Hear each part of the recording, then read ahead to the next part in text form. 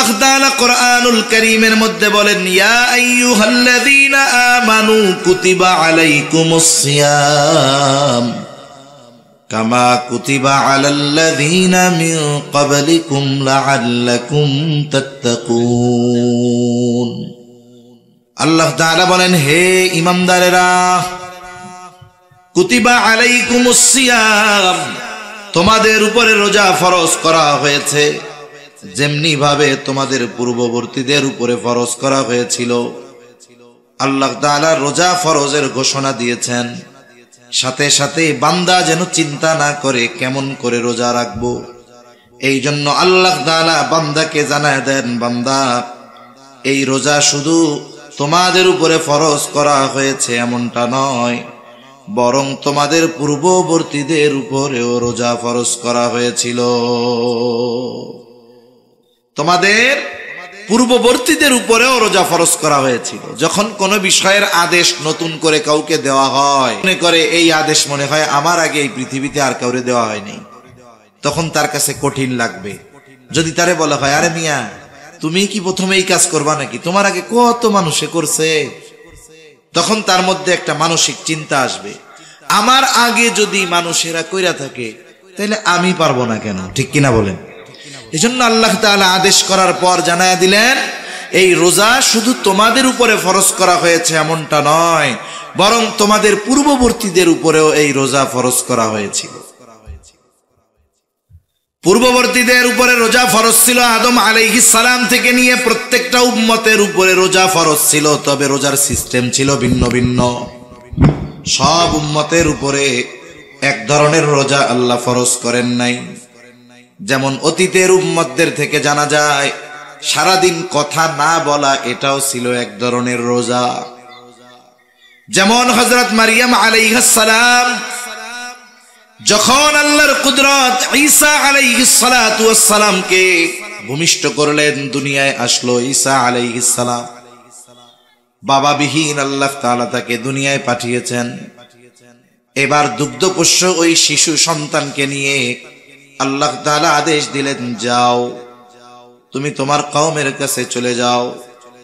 সাথে সাথে আল্লাহ রাব্বুল আলামিন তাকে জানায় দিলেন যে তোমারে তো তোমার কওম সম্প্রদায় অনেক কথা জিজ্ঞাসা করতে পারে, তুমি তখন কি করবা?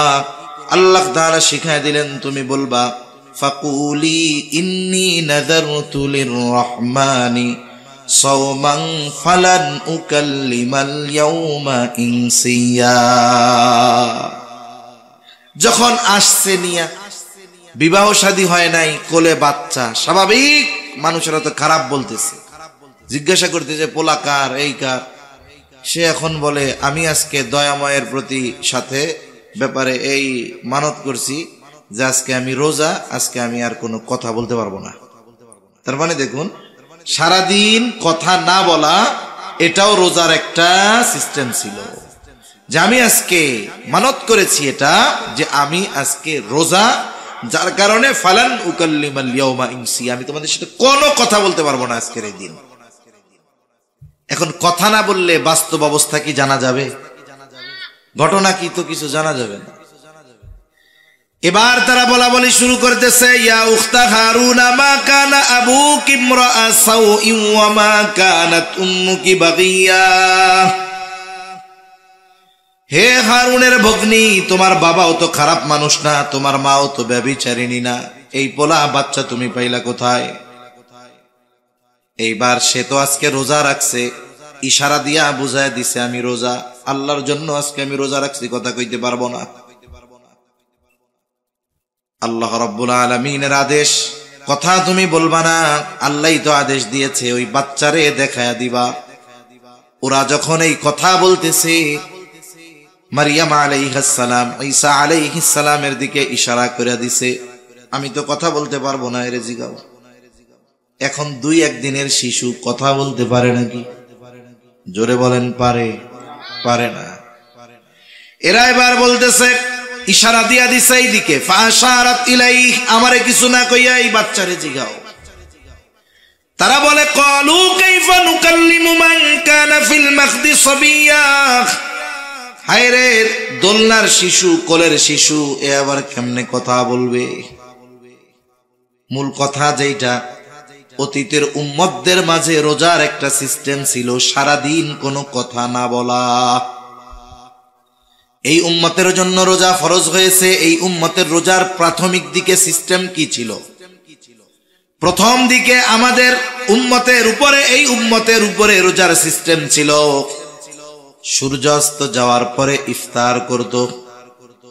বলে ইফতার করার পর যতক্ষণ না ঘুম যাবে ততক্ষণ খানা দানা সব চলবে, কিন্তু যদি ঘুমায় যায়, ঘুম থেকে উঠে আর কিছু খাওয়ার সুযোগ নাই।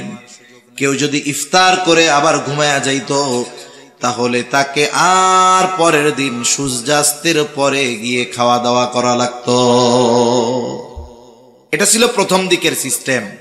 ইফতার করে রাতে নামাজ পড়ে খাওয়া দাওয়া করে এই যে ঘুমাইতো, ঘুম থেকে উঠে আর খাওয়ার কোনো সুযোগ ছিল না। দুইটা ঘটনাকে কেন্দ্র করে আল্লাহ তাআলা আমাদের জন্য রোজাকে আরো ফরজ করে দিছে। এক সাহাবী, সে দিন আনতো দিন খাইতো, প্রতিদিন তার পরিশ্রম করা লাগতো খাওয়ার জন্য। একদিন ইফতারের সময় সে হালকা কিছু ইফতার করছে, খেজুর দিয়ে একটু পানি দিয়ে। সারাদিন অভুক্ত, খিদা লাগছে। স্ত্রীরে বলছে, তুমি এক কাজ করো, খাবার কিছু আছে কিনা একটু দাও। তা ওনার স্ত্রী বলছে, ঠিক আছে, আপনি অপেক্ষা করেন, আমি আসতেছি। এখন খাবার আনতে আনতে ওই লোক ঘুমায় গেছে। ঘুমায় যখন গেছে, বলেন তো, ঘুম যেহেতু গেছে, ঘুম থেকে উঠে আর কিছু খাইতে পারবে? এখন সে রোজা, রাত হোক তাতে কি? তার মানে আগে রাইতেও রোজা ছিল, দিনেও তো ছিল। এরপরে লোকটা রোজা রাখছে, পরের দিন দুপুরবেলা কাজ করতে গিয়ে ক্ষুধার তীব্রতায়, দুর্বলতায় অজ্ঞান হয়ে গেছে। এটা হলো একটা ঘটনা। হযরত ওমর রাদিয়াল্লাহু তাআলা আনহু, উনি ইফতার করার পরে, নামাজ কালাম পড়ার পরে ঘুমায় পড়ছেন। পরবর্তীতে ওনার স্ত্রীর সাথে মেলামেশা হয়ে গেছে রাতে। এই দুই ঘটনা নবীজি সাল্লাল্লাহু আলাইহি ওয়াসাল্লামের কাছে জানানো হলো। এই দুই সাহাবীর ঘটনাকে কেন্দ্র করে আল্লাহ তাআলা উম্মতে মুহাম্মাদের জন্য রোজাকে ফরজ করে দিলেন। একেবারে সুবহে সাদিক পর্যন্ত পানাহার স্বাভাবিক সময়ের মতো করে দেওয়া হলো। সূর্যাস্ত থেকে নিয়ে সুবহে সাদিক পর্যন্ত খাওয়া দাওয়া সব কিছু চালু থাকবে। আর সুবহে সাদিক থেকে নিয়ে সূর্যাস্ত পর্যন্ত পানাহার থেকে বিরত থাকবে, স্ত্রীর কাছে যাওয়া থেকে বিরত থাকবে। উম্মতে মুহাম্মাদের জন্য এরপর থেকে রোজাকে সহজ করে দেওয়া হলো, যেই ধারাবাহিকতায় এখন আমরা রোজা রেখে থাকি।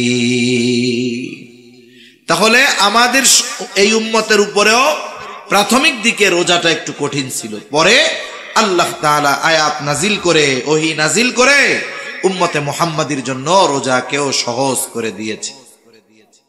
এই রোজা আমরা সবাই রাখবো তো ইনশাআল্লাহ।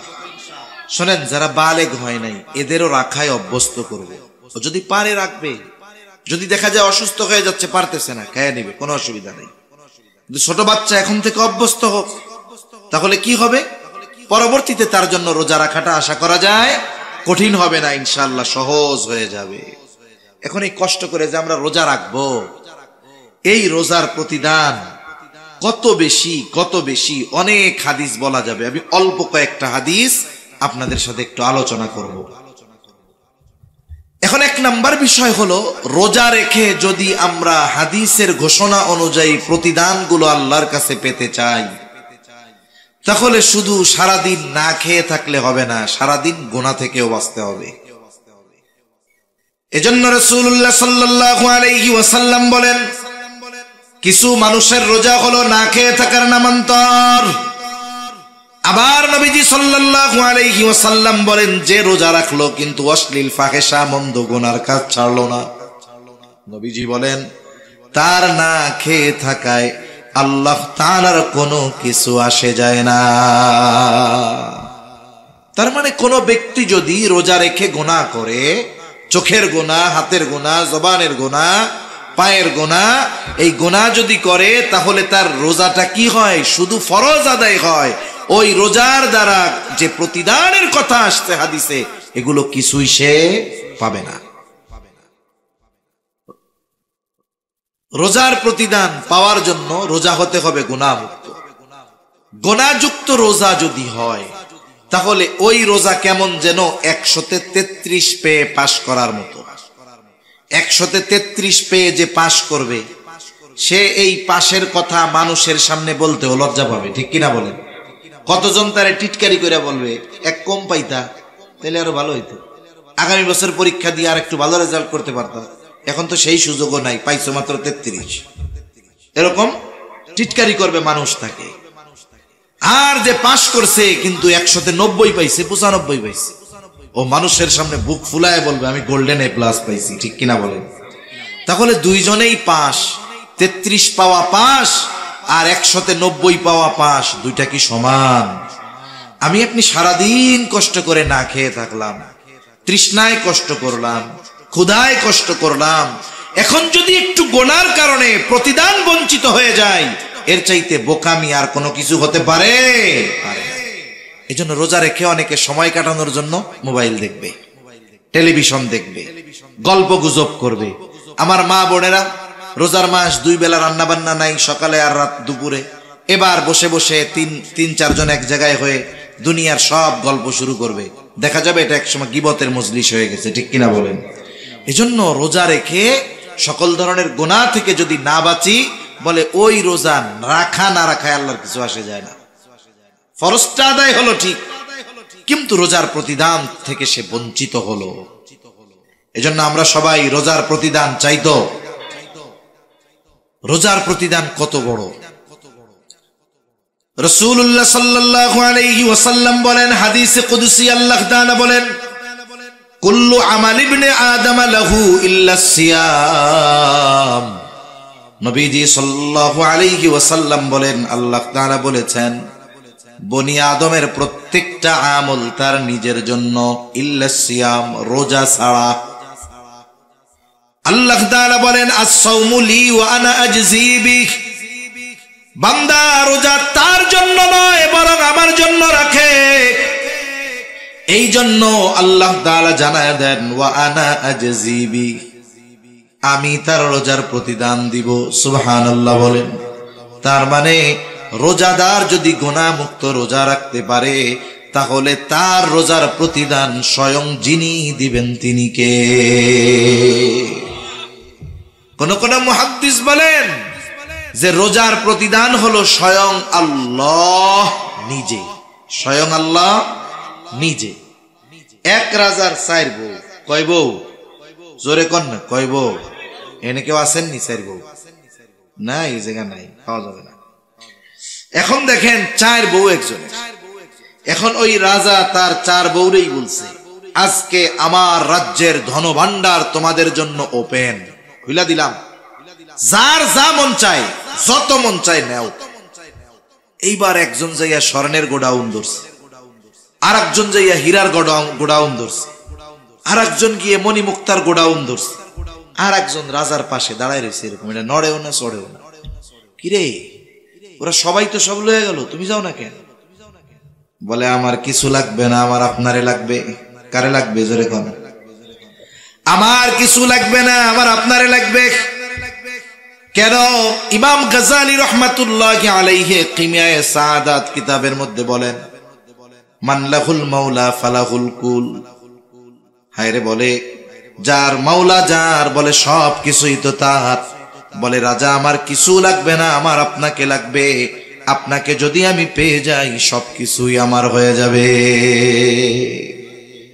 কেমন যেন রোজাদার, প্রকৃত রোজাদার আল্লাহকে পেয়ে যাবে, যে তার রোজার বিনিময় হবে রব। সে আল্লাহর কাছে যা মন চায় তা চাইতে পারবে, আল্লাহ তাআলা তাকে তাই দিবে। সুবহানাল্লাহ। এজন্য বলেন রোজার প্রতিদান স্বয়ং আল্লাহ নিজে। সুবহানাল্লাহ।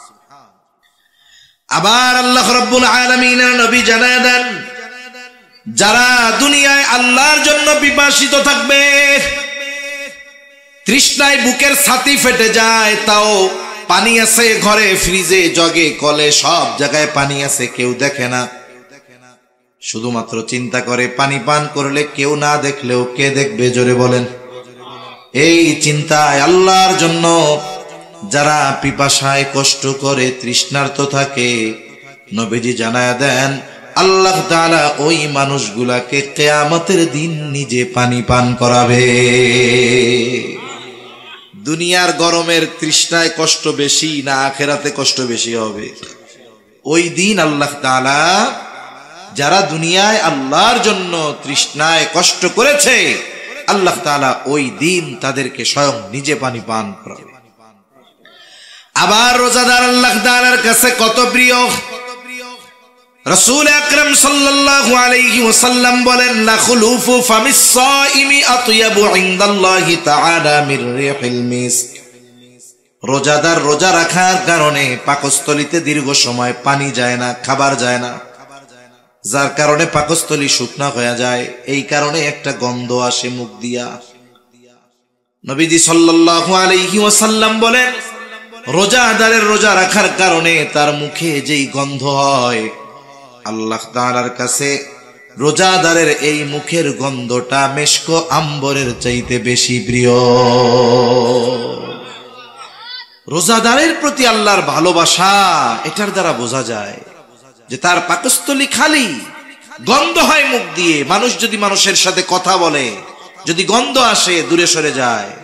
কিন্তু রোজাদার রোজা রাখার কারণে যেই গন্ধ হয়, এটা আল্লাহর কাছে অপ্রিয় নয়। এর দ্বারা রোজাদার আল্লাহর কাছে কত প্রিয় এটা মোটামুটি অনুধাবন করা যায়। এখন যদি ওই মুখ দিয়ে আমি আপনি গীবত করি, গীবত বুঝেন? একজনের অনুপস্থিতিতে তার দোষ ত্রুটি চর্চা করা, আলোচনা করা, মজা নেওয়ার জন্য, তার সংশোধনের জন্য নয়, শুধুমাত্র মজা নেওয়ার জন্য, তাকে হেয় করার জন্য। যেই দোষটা তার মধ্যে আছে তার অনুপস্থিতিতে যদি আলোচনা করা হয় মজা নেওয়ার জন্য, তাহলে এটা হলো গীবত।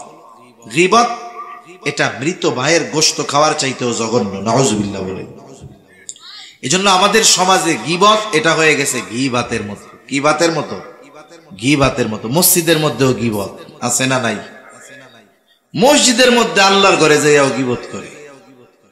যে কোনো মজলিসে 2-4 জন এক জায়গায় বসলেই আরেকজনের নামে গীবত শুরু হয়ে যায়। অথচ আল্লাহ রাব্বুল আলামিন বলেন, ওয়ালা ইয়াগতাব বা'দুকুম বা'দা আইয়ুহিব্বু আহাদুকুম আন ইয়াকুলা লাহমা আখিহি মাইতান ফাকারিহতুমুহ। আল্লাহ তাআলা বলেন, তোমরা পরস্পরের গীবত করো না। আইয়ুহিব্বু আহাদুকুম, তোমাদের মধ্যে কেউ কি এটা পছন্দ করো? আন ইয়াকুলা লাহমা আখিহি মাইতা, মৃত ভাইয়ের গোশত খাওয়া তোমাদের মধ্যে কেউ কি পছন্দ করো? আল্লাহ বলেন, ফাকারিহতুমুহ, মৃত ভাইয়ের গোশত খাওয়া তোমরা অপছন্দ করো। অথচ গীবত করার মাধ্যমে কেমন যেন সে মৃত ভাইয়ের গোশত খায়। এজন্য গীবত যদি করি, গুনাহ চর্চা যদি করি, তাহলে তো গাল দিয়া ওই গন্ধ না, বাইরবে পচা গোশতের গন্ধ। ঠিক কিনা বলেন? রোজাদারদের স্পেশালিটি কি? রোজাদারদের সম্মান কত আখিরাতে, কিয়ামতে? নবীজি সাল্লাল্লাহু আলাইহি ওয়াসাল্লাম বলেন, ইন্না ফিল জান্নাতি বাবান ইউকালু লাহুর রায়্যান। নবীজি সাল্লাল্লাহু আলাইহি ওয়াসাল্লাম বলেন, জান্নাতের একটা দরজা আছে, সেই দরজার নাম হলো রায়্যান। ওই দরজা দিয়ে কিয়ামতের দিন রোজাদারেরা প্রবেশ করবে। রোজাদার ব্যতীত অন্য কেউ ওই দরজা দিয়ে প্রবেশ করতে পারবে না। এটা রোজাদারদের জন্য আলাদা এক সম্মাননা, সম্মান।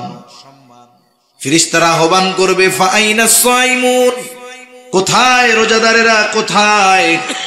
এবার রোজাদারেরা আসবে, ঢুকবে, এরপরে বন্ধ করে দেওয়া হবে। রোজাদারেরা ঢোকা শেষ, আর একটা ব্যক্তিকেও এই দরজা দিয়ে ঢুকতে দেওয়া হবে না। এই যে রোজা রাখতেছি, এটা জাহান্নাম থেকে বাঁচার ঢাল হচ্ছে। শত্রুর অস্ত্রের আঘাত থেকে যেমন ঢালের মাধ্যমে, তীর বর্ষা তলোয়ারের আঘাত থেকে মানুষ নিজেরা রক্ষা করে যুদ্ধের ময়দানে, অনুরূপ ভাবে রোজা হবে তার জাহান্নামের আগুন থেকে বাঁচার ঢাল। আস-সাওমু জুন্নাতুন, রোজা হলো ঢাল স্বরূপ। কিন্তু নবীজি জানায়া দেন, গুনার মাধ্যমে, পাপের মাধ্যমে এই ঢালকে আমরা নষ্ট করে ফেলতেছি। এজন্য গুনাহমুক্ত রোজা হবে আমাদের। বলেন ইনশাআল্লাহ। আল্লাহ তৌফিক দান করেন। আমি যদি রোজা যথাযথভাবে রাখি, এই রোজা কিয়ামতের দিন আমার আপনার জন্য সুপারিশ করবে। সুবহানাল্লাহ বলেন। হাদিসের মধ্যে আসছে নবীজি সাল্লাল্লাহু আলাইহি ওয়াসাল্লাম বলেন, আসসিয়াম ওয়াল কুরআন ইয়াশফাআন লিল আবদি ইয়াউমাল কিয়ামাহ। সিয়াম এবং কোরআন কিয়ামতের দিন বান্দার জন্য আল্লাহর কাছে সুপারিশ করবে। সিয়াম বলবে, আয় রব, ইন্নী মানাতুহু আত-তাআমা ওয়াশ-শাহাওয়াতি বিন-নাহার ফাশাফি'নি ফীহি। আয় আল্লাহ, আমি তাকে দিনের বেলা পানাহার থেকে, স্ত্রীর কাছে যাওয়া থেকে বিরত রেখেছি, তার ব্যাপারে আপনি আমার সুপারিশ কবুল করেন। আবার কোরআন আল্লাহর কাছে বলবে, আয় রব, ইন্নী মানাতুহুন নাওমা বিল-লাইল। আমি তারে রাতে ঘুমানো থেকে বাধা প্রদান করেছি, ঘুমাইতে দেই নাই। সে আমাকে তিলাওয়াত করেছে, ফাশাফি'নি ফীহি। আপনি তার ব্যাপারে আমার সুপারিশ কবুল করেন। কোরআন আর রোজা সুপারিশ করবে। নবীজি সাল্লাল্লাহু আলাইহি ওয়াসাল্লাম বলেন, ফায়ুশাফফাআন। আল্লাহ তাআলা ওই ব্যক্তির ব্যাপারে রোজা এবং কোরআনের সুপারিশ কবুল করবে। কিয়ামতের দিন বাপ চিনবে? জোরে বলেন। পরিচয় দিবে? গাড়ে ভাড়া দিয়া জান্নাতে যাওয়ার চেষ্টা করব। এরকমও বলবে, তাফসীরের মধ্যে আসছে যে আল্লাহ সারা দুনিয়ার সব মানুষকে জাহান্নামে দিয়ে হলেও আমারে আপনি জান্নাত দিয়ে দেন। ওই দিন এই কোরআন, এই সিয়াম, রোজা আমার আপনার জন্য সুপারিশ করবে। এজন্য রমজান মাসে প্রথম আমল হলো যথাযথভাবে রোজা রাখা। কিভাবে রোজা রাখা বলেন? যথাযথভাবে। শুধু সারাদিন না খায়া থাকলে হবে না, বরং আমাদের সকল ধরনের গুনাহ থেকেও দিনের বেলা বাঁচতে হবে, সব সময় গুনাহ মুক্ত থাকতে হবে। 2 নম্বর আমল, রাসূলুল্লাহ সাল্লাল্লাহু আলাইহি ওয়াসাল্লাম রোজার ব্যাপারে বলেন, মান সামা রমাদানা ঈমানান ওয়া ইহতিসাবা গুফিরা লাহু মা তাকদ্দামা মিন যামবি ওয়া মান কামা রমাদানা ঈমানান ওয়া ইহতিসাবা গুফিরা লাহু মা তাকদ্দামা মিন যামবি। নবীজি সাল্লাল্লাহু আলাইহি ওয়াসাল্লাম বলেন, যে ঈমানের সাথে সওয়াবের আশায় রমজান মাসে রোজা রাখে, আল্লাহ তাআলা তার বিগত জীবনের সব গুনাহগুলো মাফ করে দেয়।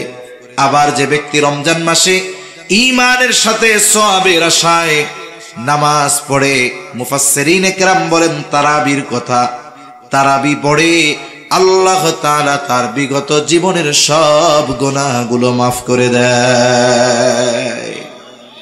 এখন এই তারাবি, এই তো কষ্ট আমাগো। আহা, অনেকে চিন্তা করতেছে রোজা তো রাখমু কষ্ট করে, বিকাল বেলা তো ইফতারটা ভালো করমু, তারাবি 20 রাকাত, উফ, এখনই কোমর ব্যথা, গিরা ব্যথা, ঠ্যাং ব্যথা শুরু হয়ে গেছে। এজন্য হাদিসের মধ্যে আসছে, রমজান মাস যখন আসে মুমিনের অন্তরের মধ্যে এক ধরনের প্রফুল্লতা কাজ করে। কেন?